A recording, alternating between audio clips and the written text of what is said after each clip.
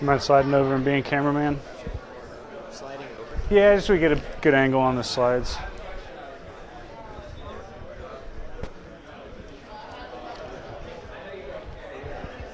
You guys feel good? Okay. I got a clicker here for you so you can use the arrows to advance, I think, and there's a laser beam if you want it. I tried this earlier with the streaming software and nothing froze, so I'm hoping that works again. We'll see.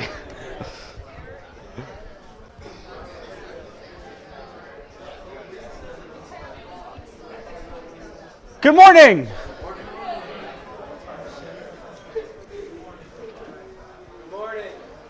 Good morning. Third time's a charm, right? Good morning. Morning. As always, I am Tony Farrar from the Mechanical Engineering Department. My specialty is using code to solve engineering problems, and I'm glad you are here today. We have a very special collection of guests for you that are going to take the first half of class to tell you about how they use coding in the real world, post-graduation, etc. We've been working with them to prepare for this since, November? I'm so excited that they've taken the time to come here, and there's a couple of treats buried in their presentation for you as well. So I'm going to hand it off to them, and then I will be back about halfway through class here, and we'll do a little bit more coding and Mandelbrot and things like that. So good morning. Let's see. Who's going first? All right. So I'm going to let you introduce yourself. Thank you for being here. We got two of these to clip on. Oh, we do a double microphone? Yeah, one's for the stream and one's for the room. Great. High tech. And your laser beam. Oh. All right. Always wanted to be a teacher. No, I didn't. There you go. Hi, everyone. I'm Christina Mazza. I am the HR administrator at T&M Associates. I'm going to give you the pre-engineering overview of what I do in HR and a little bit about the company, and then I'll turn it over to my colleagues who will really get into the information that you are really here to learn. Okay, so a little bit about our company, as I'm sure probably most of you haven't heard of it, but we are T&M Associates. So we were founded in 1966 by our two founders, Richard T. Noble and Richard M. Schultz. So they both had Richard names, so we had to go with our middle names, T&M. So we're a little bit over 50 years old at this point. We're headquartered in Middletown, New Jersey, which for all the Pennsylvania folk is kind of like northeast in Jersey. But we do have regional offices throughout New Jersey, Pennsylvania, and the closest one to here would be our Philly office. So it's actually in Market Street. We do a lot of collaborations with you guys, Drexel, so you'll hopefully hear our name more as you make your way through the 4 years here, and hopefully we can work together in the future. We'll probably come back here. We are 250 licensed professionals. That includes engineers, environmental scientists, construction managers, planners, surveyors, and health and safety and GIS specialists. Our market sectors include energy and utilities, environmental, municipal services, real estate development, solid waste, transportation, and water and wastewater. So I know early on in an engineer's studies, you guys might not know exactly what you want to get into, but those are some of the areas that a civil engineering firm would work under. We were recently ranked in the top half of ENR's list for the top 500 design firms, so just a little bragging note about us.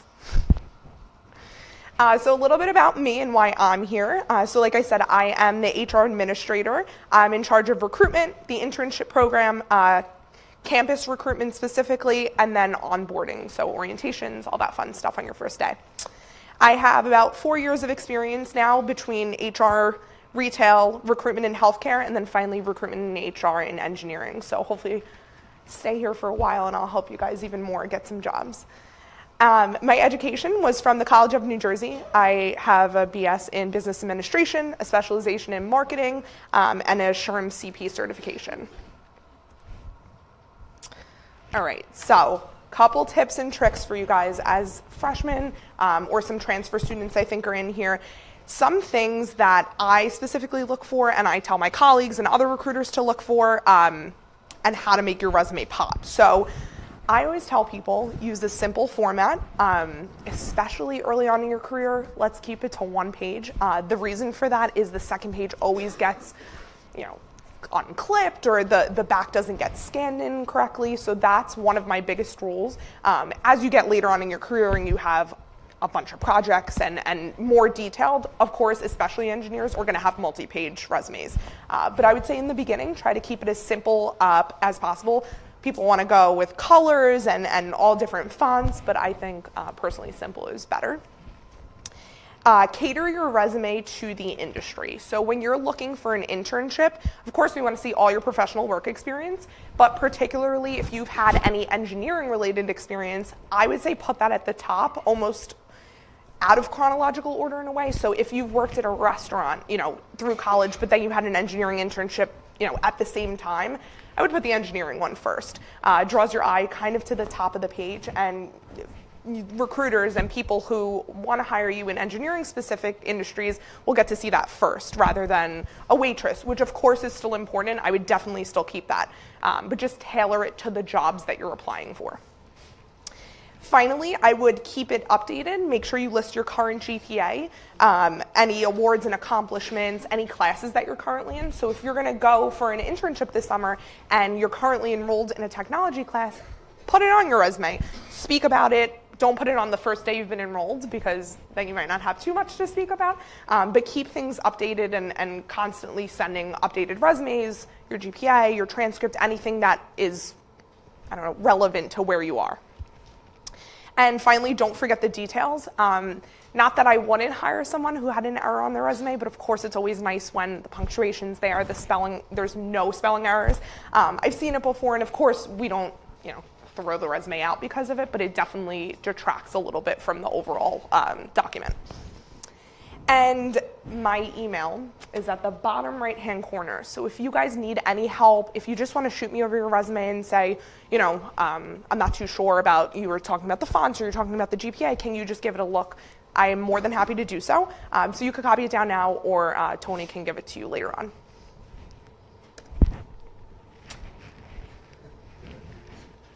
It froze. There we go. Okay, so now I'm going to turn it over to Victor. We'll do a little mic switch.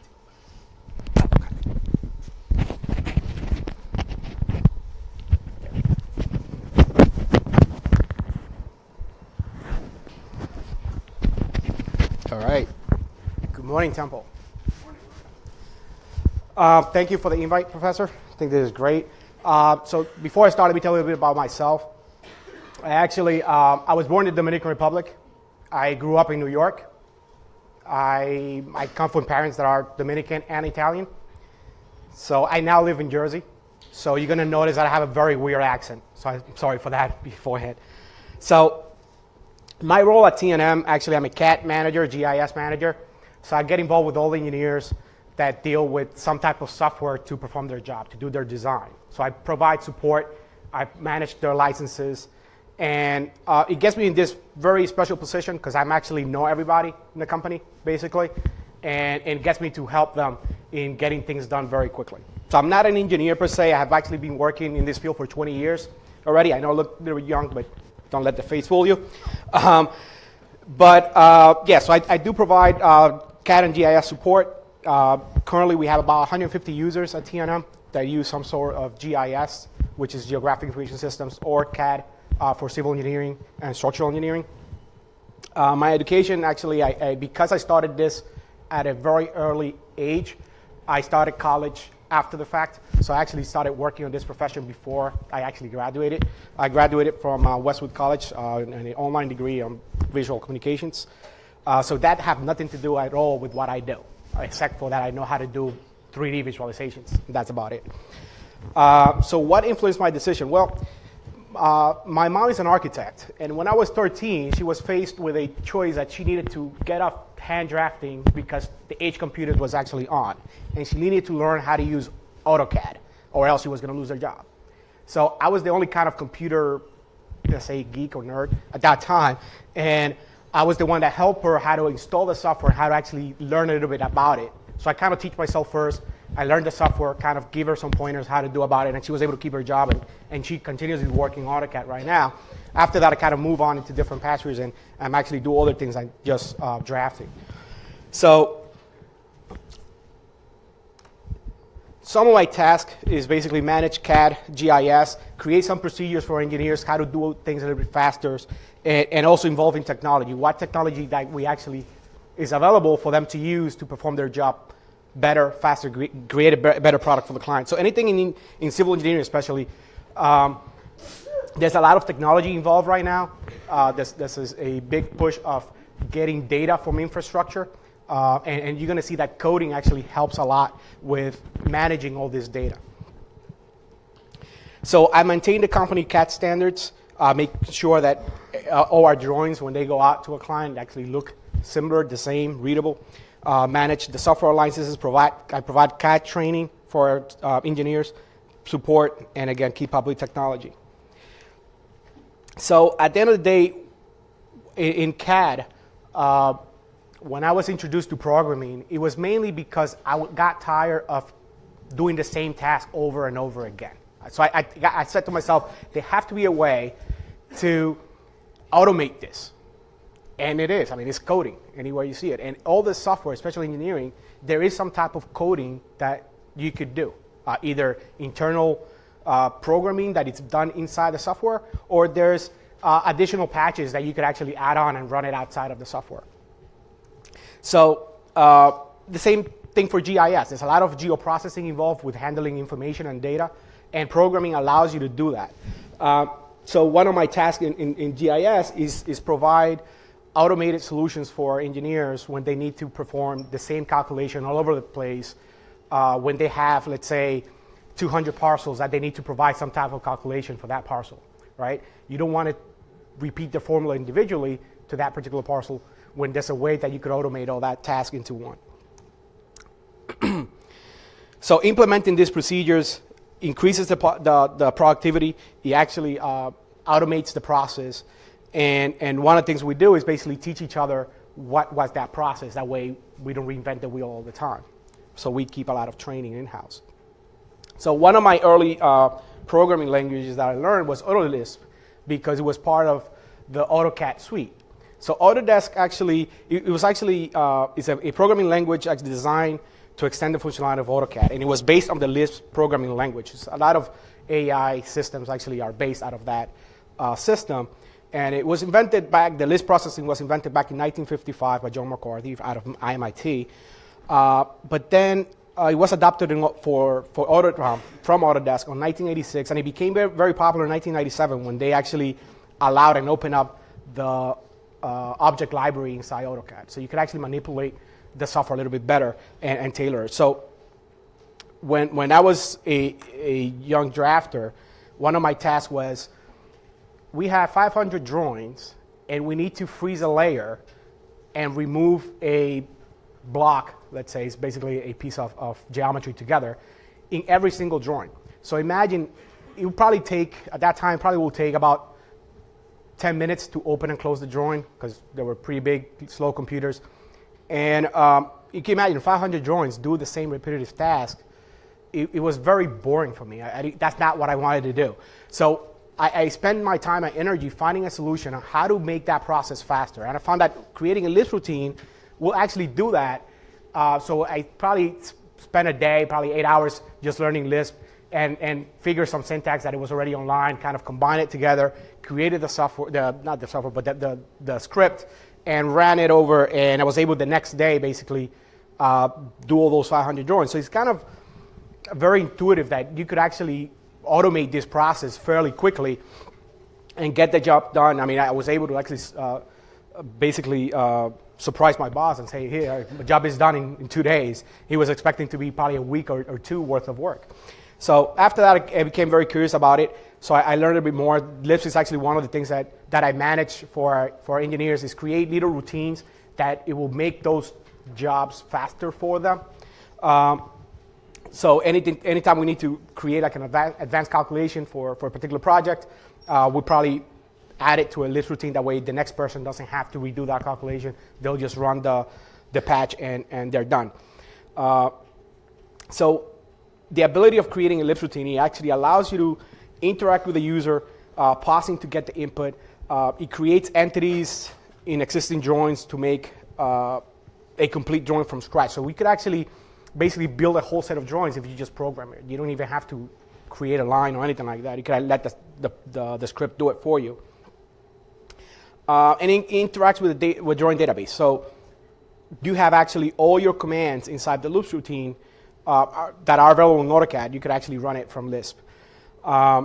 One thing I like about it, it was actually very user-friendly in terms of how you run the commands, because if you know the software, you know pretty much the commands are, so it was very easy to write. One thing I did hate from it is that you have a bunch of parentheses in Lisp. The code it could get a lot of errors debugging if you're missing a parentheses to close it. But to help that, actually, AutoCAD has a bunch of good tools inside to debug your code. So as soon as you run it, it will actually tell you where the errors are, and you can fix it right away. So why Lisp? Well, one of the easiest languages to learn at the time. It could be written in any text editor, even though that AutoCAD or Autodesk softwares actually have a Lisp editor inside them. Function can be tested right in the command prompt. Modules can be written and debugged separately as well. And it includes a practical set of error messages, again, like I mentioned, to debug your program. So it's actually very easy to learn. The next tool that I was going to talk about, it brings me to GIS. So basically, in geographic information systems, there is actually a very big adoption for Python right now. And the reason for that is that Python is a very clean language. I understand that it's something that you guys are covering in this class. I will say that's right now, that's a language that if you learn that, you can basically do anything, because it's actually a cross-platform language. It allows you to do many things. It has a huge amount of libraries. One of them that I use a lot is the ArcPython library that pertains to GIS applications. So the name, probably you guys already know this, became from after the Monty Python series over in England. So I think it's a little bit comical. It was actually invented by Guido van Rossum, and basically what he wanted to do is create a basic language that was accessible for everybody, open source, and at the same token, very English friendly and easy to manage from one operating system to other. So you can actually run it on Mac, Unix, and Windows. So it could be portable on the web or any devices as well. So it's actually a great platform to work with. So ArcPython is basically ArcGIS scripting tool to use to automate it. So basically, Python, it just takes the same repetitive task as you could do in GIS and apply it into a code format. It was introduced back in ArcGIS 9.0 back in 2004. So why Python again? It's actually very easy to learn. It's very good for beginners. Experts actually love it because there's so many libraries out there that they could use and expand on it. It's very scalable. Suitable for large projects, very lightweight. You could actually write single liners basically and do a lot with that. The embeddable makes ArcGIS scriptable. It's very stable and mature. It's actually been around since the late 80s. There's a large community out there. So you're going to find a lot of pre-written stuff already in Python that you can just take and kind of modify it to fit your needs. So. And just want to show you a quick comparison between Java to C++ and Python is that in Python, you only need one line to print something in the screen, where any other language, you actually probably need a couple of lines. In Python, you don't need to declare integers. Python know that if x is equal 1, x is equal 1, and that's it. You don't have to declare that integer and provide semicolons and parentheses and all that stuff. So it's actually a very, very cool language to learn, and it applies to any software that you try to read out there. So I think this slide kind of tells a lot of why Python is a good choice. On the other hand, and ArcPy is a tool that is, again, based on Python. It automates any type of repetitive task. It adds geoprocessing to web applications. So any processing that you could actually do in ArcGIS, you could replicate it using Python and run it in different platforms like I mentioned before. Create your own custom apps. Extend the capabilities of the ArcGIS software, save a lot of time, avoid a lot of mistakes, and again, the advantage of it is the replicability. So you can actually copy the same information over and again. And that's about my time. Thank you again for having me, and I'm going to leave you with Matt Moon, our head developer of TNM. Thank you. Both.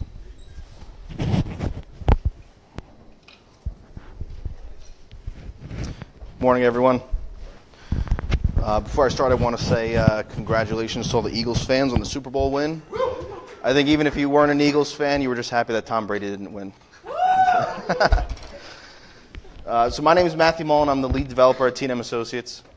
A little bit of background before I get into everything. I've had 6+ years of experience in application development, software development, primarily with T&M Associates. I went to Rowan University to get my bachelor's in computer science right across the river, and then I went back to online to get my master's in IT with a concentration in cybersecurity. I initially wanted to go to Rowan as an engineering major, but as many of you know, engineering is a very demanding and tough major to get into. So it was a very crazy waiting period to get into the engineering school, so I went the computer science route, and haven't looked back. I love it. So hopefully the class that you guys are taking, even though you're engineering majors, you guys do see the benefit of the programming languages and how you can use them in the engineering field. All right. So there's 4 main application and programming languages or concentrations that you as engineers can use, but T&M Associates primarily uses to do their business. The first is scripting, application development, website development, and GIS. So scripting, similar to how Victor was talking about the auto Lisp programming languages, scripting is a very basic programming process that doesn't have any user interface. There's no front end to enter user information. There's no buttons to click. It's pretty much command line processes to complete the functions that you're looking to complete. You can complete a very large process with a very minimal amount of code needed. So if anybody's used the command prompt on your Windows computer to open a file or move between directories, that's the scripting programming language. Myself and T&M uses this scripting programming language a lot when we're setting up new user accounts. Instead of going into the Active Directory database and putting all the user information in, we can use a scripting program that has very minimal lines of code and creates everything off the click of the enter key, instead of having to manually go in and type the user's name, email address, all that kind of stuff. This scripting language is also used a lot in reoccurring processes. So instead of having to manually go in and kick off a process every day, you can use the scripting language to create a task scheduler that runs at the same time every day, or set a specific schedule for this to run. Next is application development. This is one of our biggest areas at T&M. We take all of our business processes from employee onboarding documents, paper forms that users need to submit to get authorization for something, or anything that a person needs to submit to collect data for. We take all those paper forms and processes and make web-based applications, so there's no more paper trail. It allows for easier reporting after the fact. Instead of searching through 500 employees' applications to see who lives in New Jersey, all of this is stored in the database on the back end, and you can more easily search any criteria that you're looking for. In terms of the application development process, there are many different programming languages that you can use. Your professor was telling us before the class that you guys have a project where you're going to be picking what type of application you might want to develop, web-based, iOS, Android. So as you guys are going through that process, you'll see that there's different core languages that you can choose when developing these applications. And that's one of the good things about web application, is that you're not stuck with one language to use or having to learn one language. You can use a very wide array of them. Web applications are very different from the scripting language, where you can package in a lot of different functions and different functionality into the application and have it all run under one roof. You don't need to specify different command lines and run it at each different command that you want to run. You can package all of it into one area and allow the user to choose what they want to run. The data storage in the backend, like I said, instead of having paper copies or having to look through hard files, you can actually store all the data in SQL or in any type of database and use the application itself to return that data. Some of the programming languages you guys will see as you're going through it. HTML, that's the front end. That's what gets you your containers, the text and the images that you put on the form itself. The HTML is what you're going to use to actually lay out the design of what your application is going to look like. CSS will go hand in hand with the HTML. CSS is your styling, so your font sizes, your colors, your background colors, anything that changes the default look and feel of the application will be done in the CSS.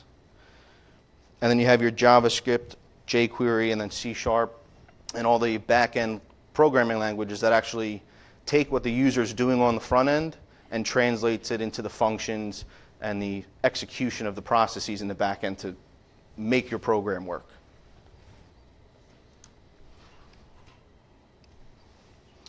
Website development, very similar to web application development. Website development is the very simple process of creating a website. Everybody's been to at least one website. Companies rely on their websites for all of their traffic, all their new clients, getting information out to their existing clients. So in terms of development, you do not need to have a programming background or any programming experience to do website development. There's a lot of sites out there like Wix and GoDaddy that will give you the front end on their site, and you drag and drop your fields, you type the text you want to type, upload your images, and they will actually code the website in the back end for you, so you don't have to do it yourselves. On the other side, there is the ability, if you are a programmer and have experience, to take that website to the next level by coding it yourself. It can be a very simple process if you're trying to have a very simple website, but if you want to make like a Facebook website, Wix is probably not going to get you to where you want to be. All right. And then GIS. Like Victor was talking about before, GIS is a very big part of engineering in general. If you, in the engineering field, if you want to use GIS, you need some sort of understanding of GIS to actually get any use out of it. The biggest piece of GIS is the data that sits behind it, the data that you're going to populate on your map. When you open up Google Maps on your cell phone, your app, and you want driving directions, that is based all off of GIS. So the buildings you see, the route it tells you to take, the GIS application of Google Maps is working in the background to route you the direction you want to go. GIS by itself is a very useful tool. We use it a lot with the engineers to just show our clients the different layers in their town so that when the next storm comes in, they know how far the water inland is going to go. GIS by itself and using it at that level can be very simple and can be very useful. What we do as the software developers is take that to the next level. The one caveat to using GIS, if you're not a experienced GIS user, is taking that data and getting it into the format GIS needs it to be in. What we do as the developers is create the web applications. So we take the web applications and the GIS and pair them together. We create the front end that the user can use to upload data, add points, add information to this GIS application, and then just piggyback off of the GIS to represent it back to that user. So one of our biggest projects we're working on right now, our Ohio environmental team goes out a couple days a week and takes well readings for about 400 wells throughout the state of Ohio. Their old process would be to get down in the well, take a reading, write it in their notepad, go back to the office and type up 400 well readings 3 days a week, pretty much every week for the year. So we took the GIS application, uploaded all the well coordinates. Every well had a coordinate, populated it on the map, and we used the geolocation tool to let them know as they're walking around what well they're at. They don't have to scan the well. They don't have to find the well on the map, paper map in the truck. As they're walking, they see what well they're coming up to. And then the front end of the application allows them to add the reading, save that reading in the field, and continue on to the next reading so that when they get back into the office, there is no paperwork that they're copying over. They don't need to carry anything but a tablet or their cell phone in their pocket as they're taking these readings. So it cuts back on the process of the data input, but it also makes it easier for them to read more wells and do more work without having to carry around notepads and do more work when they get back in the office.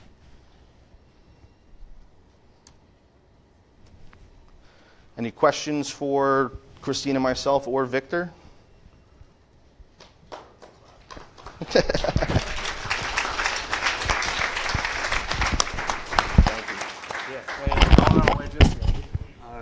Thank you guys again. Any questions here? That was a lot, but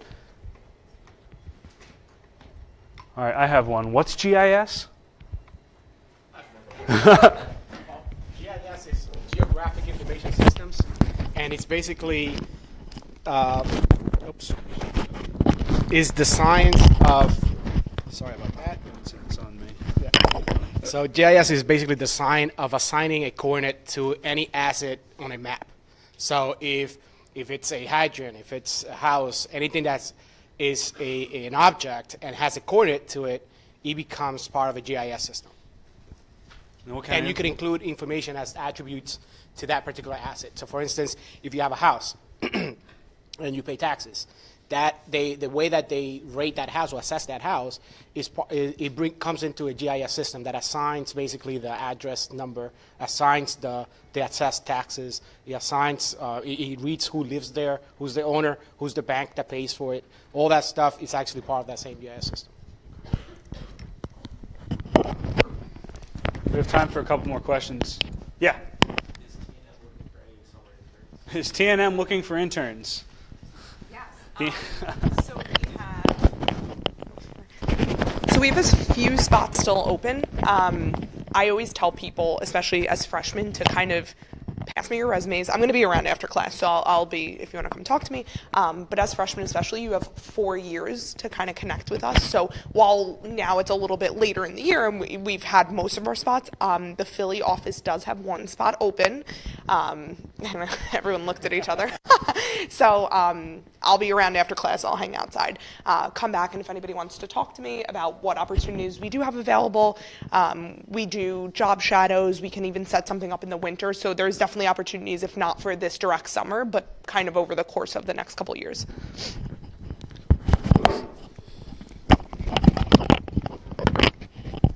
Any others?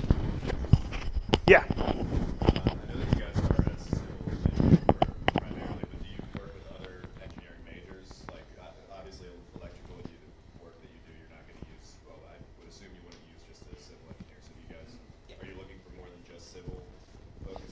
The question was, are they looking for people in majors other than civil engineering? Yes. And everybody's saying yes. So primarily, I'm loud, I can just talk. Primarily, we host civil engineers, like we would consider those like our bread and butter, but underneath we have mechanical, environmental, and electrical engineers. With that being said, we wouldn't deny a major, so we have, even some people in Ohio have chemical engineering backgrounds. It's just kind of what you would want to do with that. So if you're okay with being primarily in a design firm in an aspect of like civil or municipal engineering, and you have a chemical background, we definitely accept all majors. It's just kind of what you want to do with that background.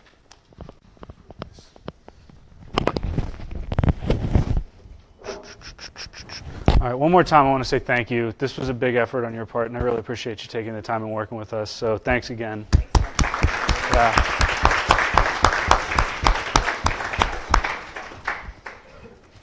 All right.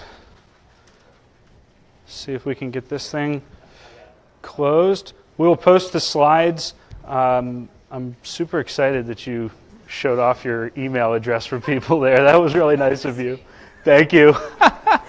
Yeah, and we do actually, the class normally meets in here, won't be here after class, next class, so we have a little bit of time in the room if you need it to talk. Okay, so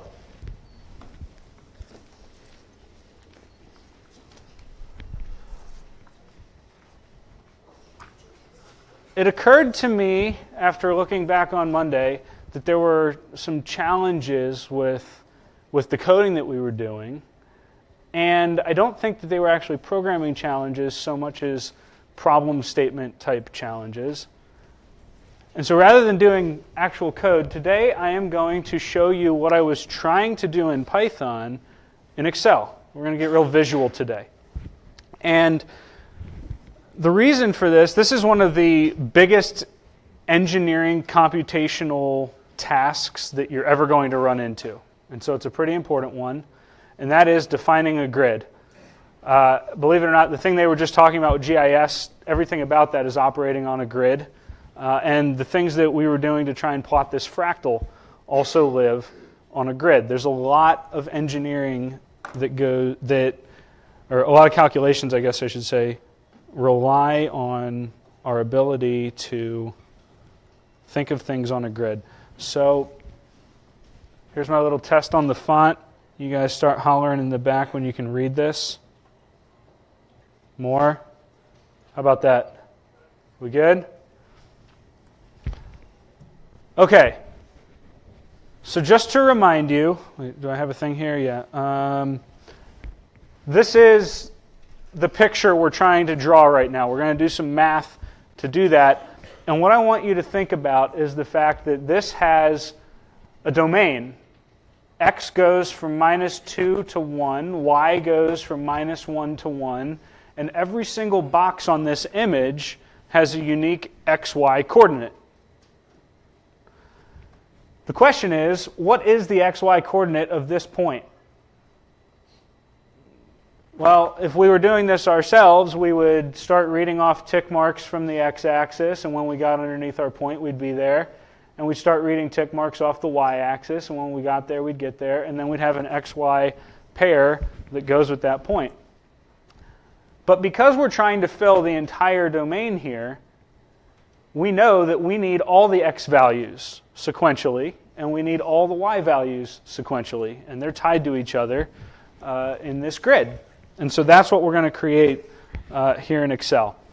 So we're going to start with our window size. We had a max and a min value of x, which were -2 and 1. So I'm going to put a -2 here, and I'm going to put a 1 here. And one of the things that we get to decide is how high res this is. I showed you some black and white images that were really high resolution. And this, you can see, is a lot more granulated. This is a lower resolution. And all that is how many boxes go in the grid. And so we're going to keep it really small so that we can look at it easily. But we're going to, in the x direction of our grid, have 11 boxes. So that's even lower resolution than this image here. Right? We're going to take this and we're going to break it into 11 boxes.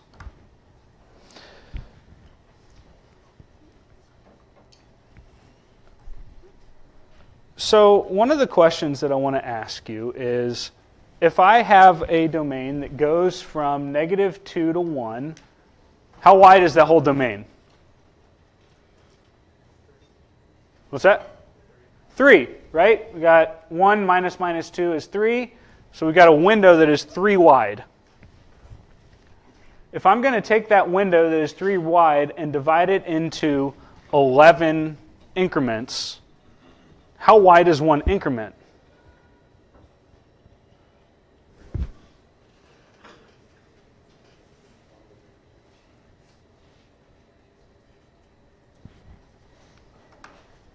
All right, so let's start with something simpler.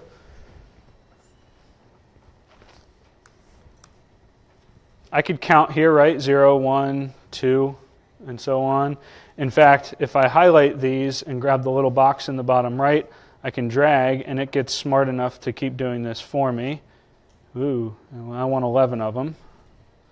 Okay, well, I got 13. Let's just start deleting them because it's easier. bink, bink, bink. Right, so we started at 0, and we went through 10. That would be 11 items, right? 1, 2, 3, 4, 5, 6, 7, 8, 9, 10, 11. 11 items.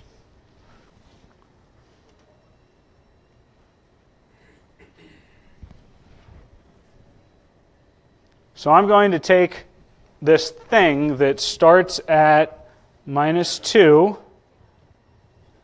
Zoom in just a little bit here so we can see the whole thing. We're going to go from -2 to +1, and we're going to do it in 11 steps. So how wide is one step? What's that? 3 divided by 11. Okay. So I'm going to call that dx for delta x. And we're going to say that delta x should be equal to x max minus x min divided by 11, which was nx. So there's my little thing. Now in Excel, we can actually make it do that math for us, right? And so you start in Excel with an equal sign, and now it knows this is a formula. And we can just start clicking on cells. So for example, I can type a parenthesis and say I want x max minus x min, close parentheses, and divide that by nx. And when I hit enter, it's going to give me this number, which is the math that we just did. So now we know that we want to start at -2, so I can put an equal sign there, and there's our -2. What's the value next to -2? What's that? All right, -2 plus a dx. So I can take this value, and I want to add to it the dx. Whoops, that's this cell here, right? And if I hit enter, it gives me a number that is a little bit bigger than -2. How much bigger? Well, a dx bigger. What value goes here? The previous value plus dx. And I could keep typing this in, or once again, Excel's really smart. I can just grab this corner and drag it. And what you'll see is that it has automatically added a column to each one of my items. Now, why did it stop incrementing? Yeah. I didn't what? I didn't lock it. We've got a problem here where we can visualize this. If I double click, it shows me what two cells are being used to calculate. One is the one I wanted it to be, the next element over. What the heck is that? Oh, well, it's 1, 2, 3 to the right of this thing. It got drug along with it. So when you do that, we want to lock it in place, and the way that you can cause that to happen is with dollar signs like so. And so I put dollar signs in front of the B and the 4, and that locks it in both the row and column. So now if I drag this, what you'll see is that this the first cell changes, D6, E6, F6, and so on, but this B4 stays the same. Okay, so I'm going to drag this until I get all the way over, and I should, oh, crud. I didn't end up at 1. If we did this right, wouldn't we have ended up at 1? Somebody say yes so I can move on. Okay, cool. So what happened? We took 11 steps. We didn't end up where we wanted to be. What must be the issue?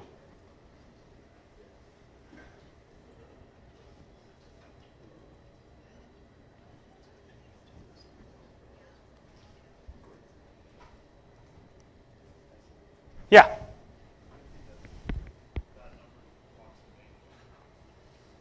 The number what? The dx number must be wrong.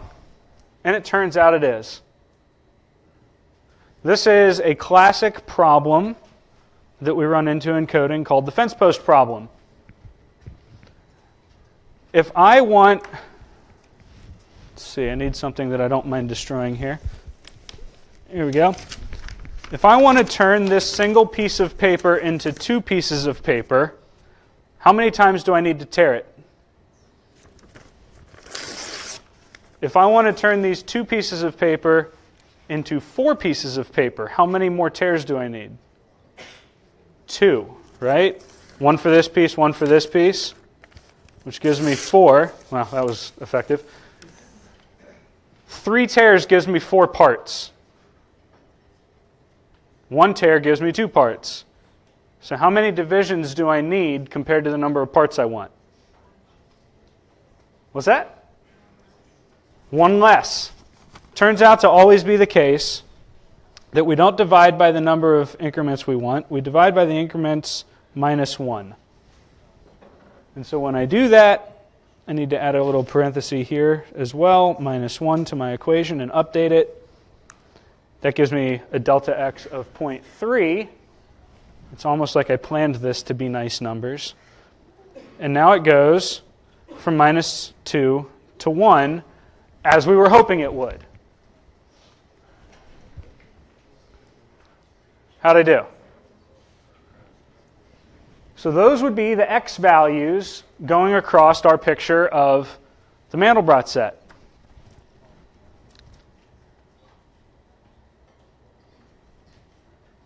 We need to do the exact same thing in the y direction. Now remember, the y has a different window on it. Y goes from minus 1 to 1. So I can type y min is minus 1. I can type y max is 1. Let's do 11 steps again. And I gave you the answer here because it's the same. We want to take our domain size and divide it by the number of divisions minus 1. And so I can take this one, whoops, parentheses here, that one minus that one, and divide it by the number of y steps. And we end up with a different y increment than we did x increment because we have the same number of steps covering less distance. So once again, I could say 0, 1, ooh, what happened there? That was weird. 0, 1, 2, okay. And if I drag this down, I could get my 11 items. Right? Now, if I want to start at y min again, that would be over here. What's the item next to y min? What's that? Y min plus a dx, right? So, or a dy, excuse me. So we got y min plus dy, and we know we're going to drag this thing, so I'm just going to go ahead and drop the dollar signs on it again. Figure out why the heck this thing is doing wonky formatting. And now I can drag this, and if I got my math right, we should end up at a value of 1, which we have. And so now we have the x and the y grid defined.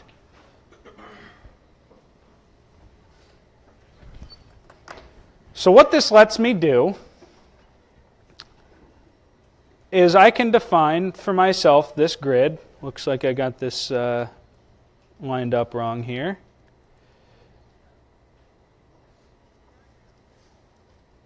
Here, I thought I was going to be all slick and have this set up for you to look at. We'll get there. So first I want to just clear all this crap out that's wrong. And I'm going to come here, and I'm going to bring my y grid over. So I can hit an equal sign, and I can come back over to the y grid, which started at -1, and hit enter. And if I drag this down, it'll fill these cells with the same thing, having incremented by rows. So there's my y grid. And now over here, real quick, I'm going to clear this garbage out. And I'm going to bring over my x grid. So I go back to my x tab here, x min, and hit enter. Same story, if I drag this over, like so, -2 to 1. And I'm going to zoom out just a minute so you can see what I've done here. I have defined a grid now that every value in this table has a corresponding value of x and a corresponding value of y.